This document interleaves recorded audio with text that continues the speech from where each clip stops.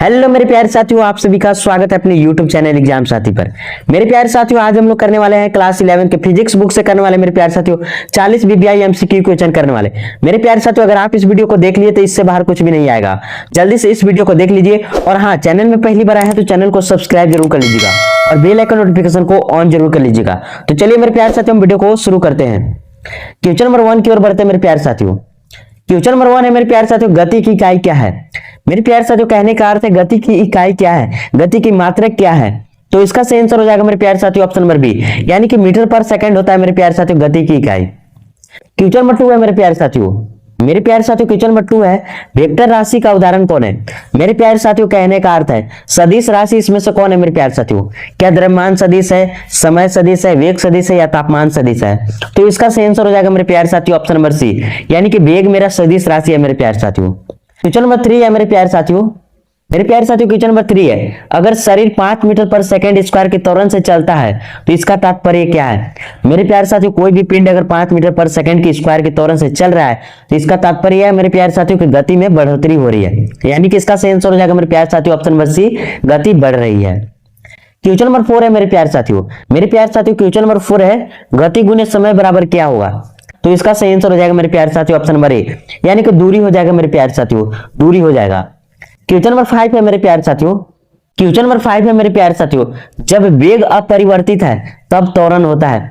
मेरे प्यारे साथियों, कहने का अर्थ है वेग एकदम निरंतर चल रहा है, उसमें कोई परिवर्तन नहीं होता है, तब त्वरण मेरे प्यारे साथियों शून्य होता है। जब वेग में परिवर्तन होगा मेरे प्यारे साथियों तभी त्वरण में परिवर्तन होगा, अन्यथा त्वरण में भी परिवर्तन नहीं होगा। क्वेश्चन नंबर 6 है मेरे प्यारे साथियों। क्वेश्चन नंबर 6 है मेरे प्यारे साथियों, ए तथा बी बिंदु के बीच डिस्प्लेसमेंट क्या होगा। तो इसका सही आंसर हो जाएगा मेरे प्यारे साथियों ऑप्शन नंबर डी, यानी कि अंतिम स्थिति हो जाएगा मेरे प्यारे साथियों। मेरे प्यारे साथियों, क्वेश्चन नंबर 7 है, न्यूटन का प्रथम नियम भी कहलाता है। मेरे प्यारे साथियों, इन चारों में कौन सा न्यूटन का प्रथम नियम भी कहलाता है। तो आप बहुत अच्छे से जानते होंगे मेरे प्यारे साथियों कि जड़त्व का नियम ही न्यूटन का प्रथम गति का नियम कहलाता है मेरे प्यारे साथियों।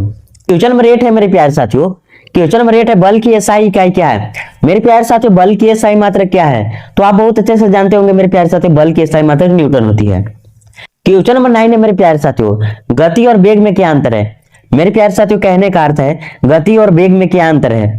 तो मेरे प्यारे साथियों, इसका सही आंसर हो जाएगा ऑप्शन नंबर बी, वेग दिशात्मक होता है मेरे प्यारे साथियों, वेग कोई दिशा में होता है मेरे प्यारे साथियों। क्वेश्चन नंबर 10 है मेरे प्यारे साथियों। क्वेश्चन नंबर 10 है मेरे प्यारे साथियों, जी का मान लगभग है। मेरे प्यारे साथियों, जी का मान कितना होता है। तो इसका सही आंसर हो जाएगा मेरे प्यारे साथियों ऑप्शन नंबर बी, 9.8 मीटर पर सेकंड स्क्वायर होता है मेरे प्यारे साथियों। क्वेश्चन नंबर 11 है मेरे प्यारे साथियों। मेरे प्यारे साथियों, क्वेश्चन नंबर 11 है, एक वस्तु 10 न्यूटन का बल लगाता है और द्रव्यमान 2 kg है, त्वरण कितना होगा। मेरे प्यारे साथियों, आप इसे निकाल सकते हैं, F बराबर ma पर निकाल सकते हैं मेरे प्यारे साथियों।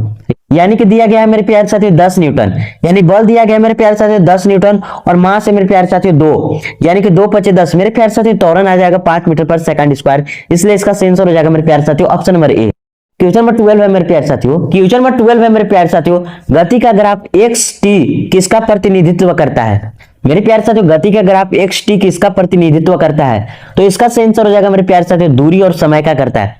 मेरे प्यारे साथियों, x जो है वो दूरी को करेगा और t जो है मेरे प्यारे साथियों वो समय को करेगा। क्वेश्चन नंबर 13 है मेरे प्यारे साथियों। क्वेश्चन नंबर 13 है मेरे प्यारे साथियों।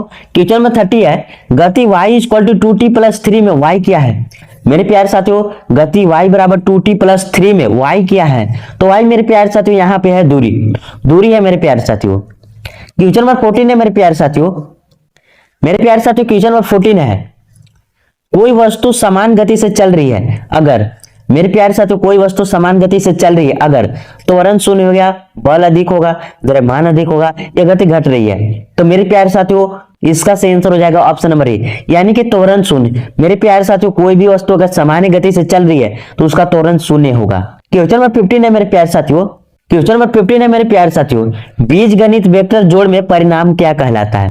मेरे प्यारे साथियों, बीजगणित वेक्टर जोड़ में परिणाम क्या कहलाता है। तो इसका सही आंसर हो जाएगा मेरे प्यारे साथियों, परिणाम वेक्टर कहलाएगा। बीजगणित वेक्टर में जोड़ अगर परिणाम होगा तो परिणाम वेक्टर कहलाएगा।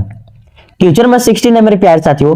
क्वेश्चन नंबर 16 है मेरे प्यारे साथियों, समय दर समय स्थान समय ग्राफ की ढलान दर्शाती है। मेरे प्यारे साथियों, समय दर समय स्थान समय ग्राफ की ढलान क्या दर्शाती है। तो इसका सही आंसर हो जाएगा मेरे प्यारे साथियों ऑप्शन नंबर बी, वेग को दर्शाती है मेरे प्यारे साथियों, वेग को। क्वेश्चन नंबर 17 है मेरे प्यारे साथियों। मेरे प्यारे साथियों क्वेश्चन नंबर 17 है, न्यूटन का तृतीय नियम कहलाता है। मेरे प्यारे साथियों न्यूटन का तृतीय नियम किसे कहते हैं?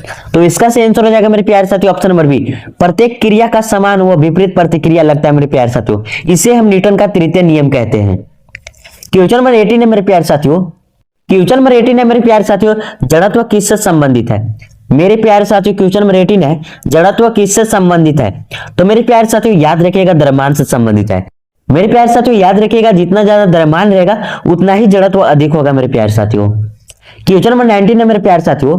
क्वेश्चन नंबर 19 है मेरे प्यारे साथियों, गुरुत्वाकर्षण स्थिरांक का मान है। मेरे प्यारे साथियों गुरुत्वाकर्षण स्थिरांक का मान क्या है? जी का मेरे प्यारे साथियों कैपिटल जी का मान कितना होता है? तो इसका सही आंसर हो जाएगा मेरे प्यारे साथियों ऑप्शन नंबर ए, 6.67 गुणे 10 के पावर -11 हो जाएगा मेरे प्यारे साथियों। क्वेश्चन नंबर 20 है मेरे प्यारे साथियों। मेरे प्यारे साथियों क्वेश्चन नंबर 20 है, क्वेश्चन नंबर 20 है, एक पेंडुलम का दोलन काल किस पर निर्भर नहीं करता? मेरे प्यारे साथियों इन चारों में से पेंडुलम का दोलन किस पर निर्भर नहीं करता है? तो इसमें से सही आंसर हो जाएगा मेरे प्यारे साथियों ऑप्शन नंबर सी, वो द्रव्यमान पर निर्भर नहीं करेगा मेरे प्यारे साथियों। मेरे प्यारे साथियों किसी भी वस्तु का त्वरण शून्य कब होगा? क्या वस्तु स्थिर रहेगी तब, या समान गति से चलती रहेगी तब, या बल अनुपस्थित रहेगा तब? तो मेरे प्यारे साथियों इनमें से सभी आंसर हो जाएगा डी, यानी कि त्वरण शून्य सब में माना जाएगा। स्थिर रहेगा तो भी त्वरण शून्य रहेगा, समान गति से चल रही होगी तब भी त्वरण शून्य होगा, और बल न लगाए तो भी वो शून्य ही रहेगा त्वरण। क्वेश्चन नंबर 22 है मेरे प्यारे साथियों। मेरे प्यारे साथियों क्वेश्चन नंबर 22 है, रैखिक द्वितीय गति का उदाहरण है। मेरे प्यारे साथियों कहने का अर्थ है न्यूटन का द्वितीय नियम कौन है? तो मेरे प्यारे साथियों एफ बराबर ए में जो है न्यूटन का गति का द्वितीय नियम है मेरे प्यारे साथियों, इसलिए इसका सही आंसर हो जाएगा मेरे प्यारे साथियों option number A. Question number 23 है मेरे प्यारे साथियों। क्वेश्चन नंबर 23 है मेरे प्यारे साथियों। क्वेश्चन नंबर 23 है मेरे प्यारे साथियों, दूरी तथा विस्थापन समान होंगे जब। मेरे प्यारे साथियों दूरी तथा विस्थापन समान होंगे जब। तो मेरे प्यारे साथियों इसका सही आंसर हो जाएगा ऑप्शन नंबर ए, पथ सीधा होगा मेरे प्यारे साथियों तो दूरी और विस्थापन हमेशा बराबर होंगे। मेरे प्यारे साथियों अगर पथ टेढ़ा मुड़ा होगा तो विस्थापन हमेशा ही दूरी से छोटा होता है। क्वेश्चन नंबर 24 है मेरे प्यारे साथियों। क्वेश्चन नंबर 24 है मेरे प्यारे साथियों, त्वरण समय ग्राफ का क्षेत्रफल क्या देता है? मेरे प्यारे साथियों त्वरण समय ग्राफ का क्षेत्रफल क्या देता है? कहने का अर्थ है मेरे प्यारे साथियों त्वरण और समय का ग्राफ जो होगा क्षेत्रफल क्या देगा? तो इसका सही आंसर हो जाएगा मेरे प्यारे साथियों ऑप्शन नंबर बी, यानी कि वेग में परिवर्तन में देगा मेरे प्यारे साथियों, यानी कि वेग देगा। क्वेश्चन नंबर 25 है मेरे प्यारे साथियों। क्वेश्चन नंबर 25 है मेरे प्यारे साथियों, गुरुत्वीय ऊर्जा पर निर्भर करता है। मेरे प्यारे साथियों गुरुत्वीय ऊर्जा पर कौन निर्भर करता है इन चारों में से?